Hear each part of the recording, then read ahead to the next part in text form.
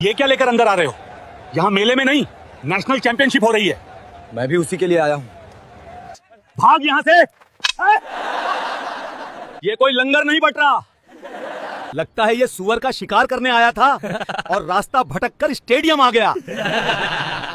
ए लड़के, यहाँ जानवर नहीं मारने हैं, ये जेंटलमैन गेम है। निकल यहाँ से। ये देखो साहब, डिस्ट्रिक्ट स्पोर्ट्स ऑफिसर ने भेजा है, मेरा नाम लिस्ट में है। अगर तू पहले राउंड से बाहर नहीं हुआ तो मैं अपना नाम बदल दूंगा।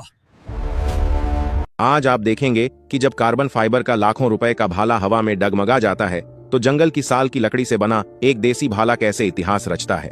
क्या एक आदिवासी लड़का जिसके पास पहनने को जूते तक नहीं है, वो विदेश से ट्रेनिंग लेकर आए चैंपियन को हरा सकता है?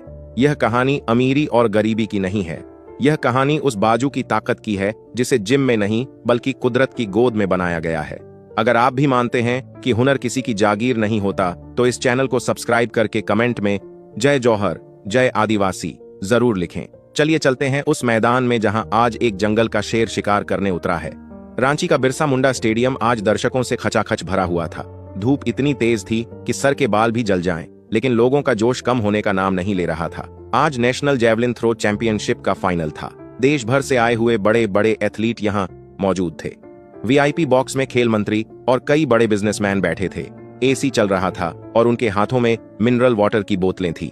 मैदान के बीचों बीच हरी घास का एक लंबा गलियारा बना हुआ था, जहां आज देश के सबसे ताकतवर बाजू अपना जोर दिखाने वाले थे।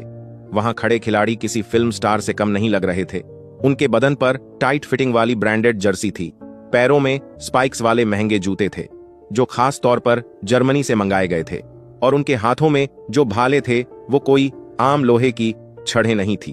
वो कार्बन फाइबर और एल्यूमिनियम के बने एयरोडायनामिक चमत्कार थे जिनकी कीमत 2 से 3 लाख रुपए थी। हवा को कैसे काटना है और गुरुत्वाकर्षण को कैसे धोखा देना है, यह सब उन भालों की बनावट में शामिल था।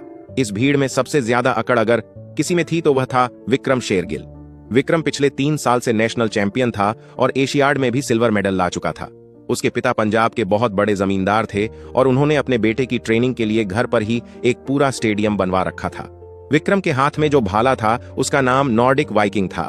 बैंगनी रंग का वो भाला धूप में चमक रहा था। विक्रम अपने कोच से हंसते हुए बातें कर रहा था और बार बार अपने बालों को ठीक कर रहा था, क्योंकि उसे पता था कि कैमरा उसी पर है। उसे पूरा यकीन था कि आज का गोल्ड मेडल भी उसी की ट्रॉफी कैबिनेट में जाएगा, क्योंकि उसके टक्कर में दूर दूर तक कोई नहीं था। उसका पर्सनल बेस्ट 88 मीटर था, जो बाकी खिलाड़ियों के लिए एक सपना जैसा था। लेकिन तभी स्टेडियम के एंट्री गेट पर एक अजीब सा शोर हुआ। सिक्योरिटी गार्ड किसी को अंदर आने से रोक रहे थे। भाग यहाँ से, यह कोई लंगर नहीं बट रहा। गार्ड ने डंडा फटकारते हुए कहा, साहब मेरा नाम बिरसा है, मेरा रजिस्ट्रेशन हुआ है, मुझे अंदर जाने दीजिए। एक गहरी और शांत आवाज आई। विक्रम और बाकी खिलाड़ियों का ध्यान उस तरफ गया। उन्होंने देखा कि गार्ड एक अजीब से दिखने वाले लड़के को धक्का दे रहे हैं। उस लड़के का रंग पक्का काला था, जैसे धूप ने उसे पकाया हो। उसके बाल थोड़े लंबे और उलझे हुए थे। बदन पर मांसपेशियों के नाम पर कोई दिखावा नहीं था, लेकिन उसकी नसें ऐसी उभरी हुई थी जैसे बरगद के पेड़ की जड़ें हों। उसने कपड़ों के नाम पर सिर्फ एक पुरानी धोती पहनी थी, दूसरा कुछ नहीं पहना था। उसके नंगे सीने पर गले में काले धागे से बंधा एक बाघ का नाखून लटक रहा था। उसके पैरों में जूते नहीं थे, तलवे फटे हुए थे और उनमें मिट्टी भरी हुई थी। और सबसे हैरान करने वाली बात यह थी कि उसके कंधे पर कोई विदेशी चमचमाता भाला नहीं, बल्कि जंगल की साल लकड़ी से बना एक मोटा और खुरदुरा भाला था, जिसके आगे लोहे की एक पुरानी नुकीली फल लगी हुई थी। उस भाले पर जगह जगह धागे बंधे हुए थे और वह देखने में किसी हथियार जैसा लग रहा था। विक्रम जोर से हंसा और अपने साथियों से बोला, देखो भाई लोग, अब यह आदिवासी भी हमसे मुकाबला करेंगे। लगता है यह सुअर का शिकार करने आया था और रास्ता भटक कर स्टेडियम आ गया। ए लड़के, यहाँ जानवर नहीं मारने हैं, यह जेंटलमैन गेम है, निकल यहाँ से।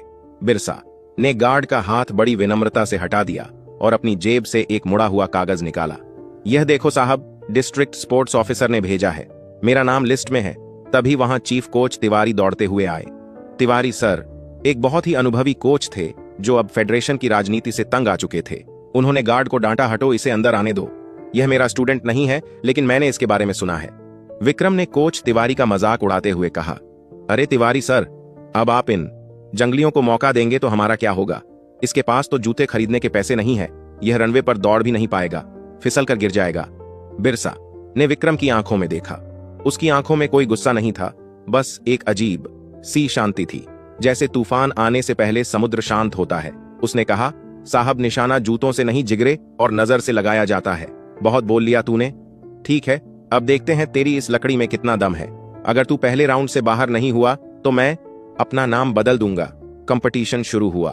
अनाउंसर ने घोषणा की कि पहला राउंड क्वालिफाइंग होगा। हवा थोड़ी तेज चल रही थी, जो जैवलिन थ्रोअर्स के लिए कभी दोस्त तो कभी दुश्मन बन जाती है।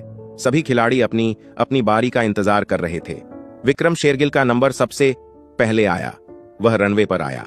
उसने अपने हाथों में चॉक पाउडर लगाया। उसने भीड़ की तरफ हाथ हिलाया और तालियां बटोरी। फिर उसने दौड़ना शुरू किया।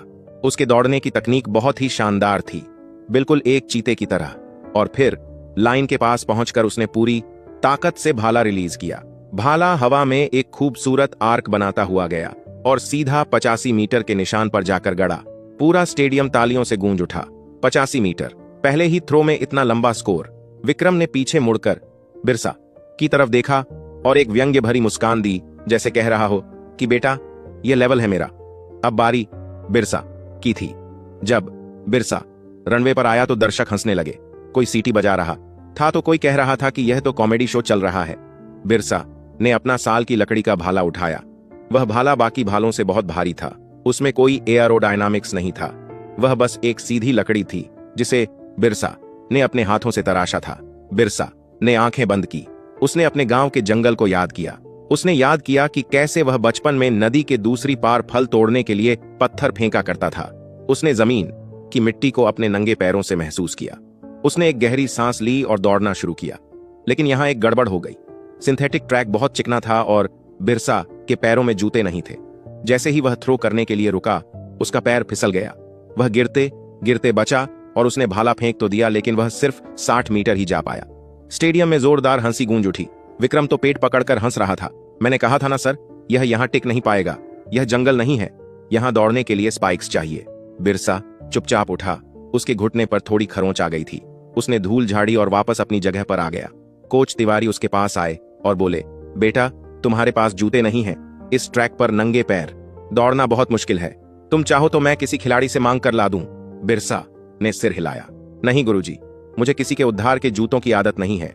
मुझे बस इस जमीन को समझने का मौका दीजिए, मैं संभाल लूंगा। दूसरा राउंड शुरू हुआ। अब बिरसा को समझ आ गया था कि उसे कैसे दौड़ना है। इस बार उसने एक अजीब काम किया। उसने रनवे की साइड में पड़ी थोड़ी सी गीली मिट्टी उठाई और अपने पैरों के तलवों पर रगड़ ली। इससे उसे थोड़ी पकड़ मिल गई। इस बार जब बिरसा दौड़ा तो उसकी रफ्तार कम थी, लेकिन उसका संतुलन बेहतर था। उसने पूरी जान लगाकर भाला फेंका। भाला हवा में लहराया और इस बार 78 मीटर पर जाकर गिरा। लोग हैरान रह गए। एक साधारण लकड़ी के भाले से 78 मीटर, यह कोई मजाक नहीं था। विक्रम की हंसी गायब हो गई। उसे लगा यह शायद तुक्का है। उसने कोच से कहा, सर, हवा का झोंका आया होगा इसलिए लग गया, अगली बार नहीं लगेगा। लेकिन बिरसा का तुक्का नहीं था, यह उसकी वर्षों की मेहनत थी। राउंड दर राउंड खेल आगे बढ़ता गया। बाकी खिलाड़ी बाहर होते गए, लेकिन बिरसा और विक्रम के बीच कांटे की टक्कर चल रही थी।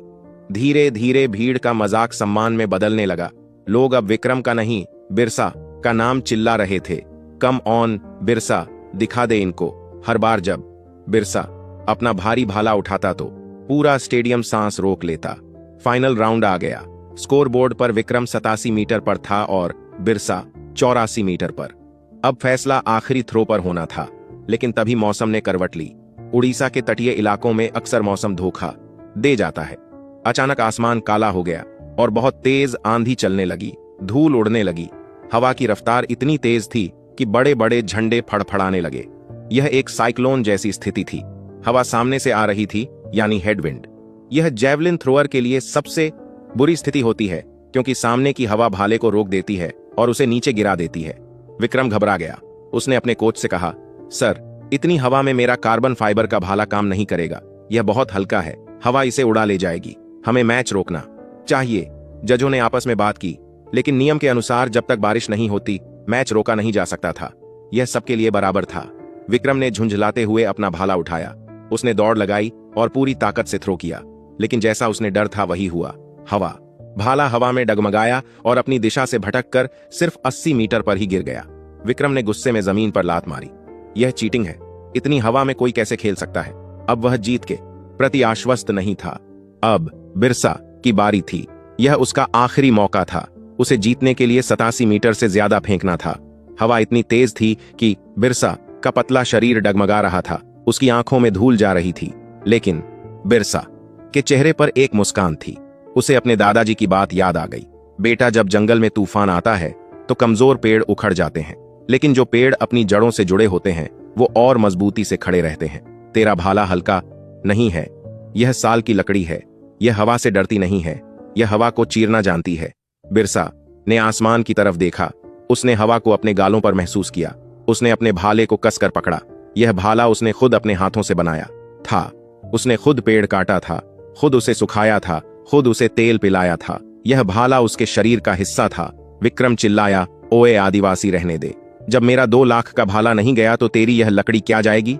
बिरसा ने कोई जवाब नहीं दिया। वह रनवे के अंत पर खड़ा हुआ। उसने एक जोरदार हुंकार भरी, जैसे कोई शेर दहाड़ता है, जय जोहार। और फिर वह दौड़ा। इस बार उसकी दौड़ में एक अलग ही लय थी। वह हवा के खिलाफ नहीं दौड़ रहा था, वह हवा को चुनौती दे रहा था। उसके नंगे पैर ट्रैक पर ड्रम की तरह बज रहे थे। लाइन के करीब पहुंचकर उसने अपनी कमर को धनुष की तरह मोड़ा। उसकी रीढ़ की हड्डी चरमरा गई। उसके कंधे की एक एक मांसपेशी तन गई और फिर एक विस्फोट हुआ। उसने भाला रिलीज किया। बिरसा गले से एक चीख निकली, आ आ आ। भाला उसके हाथ से छूटते ही एक गोली की तरह निकला। क्योंकि यह भारी लकड़ी का भाला था, इसलिए हवा इसे उड़ा नहीं पाई, बल्कि इस भाले ने हवा के सीने को चीर दिया। वह बिल्कुल सीधा और स्थिर उड़ रहा था। विक्रम की आंखें फटी की फटी रह गई। सब लोग आसमान की तरफ देख रहे थे। भाला ऊपर गया और ऊपर गया और फिर नीचे आना शुरू हुआ। वह उड़ता ही जा रहा था।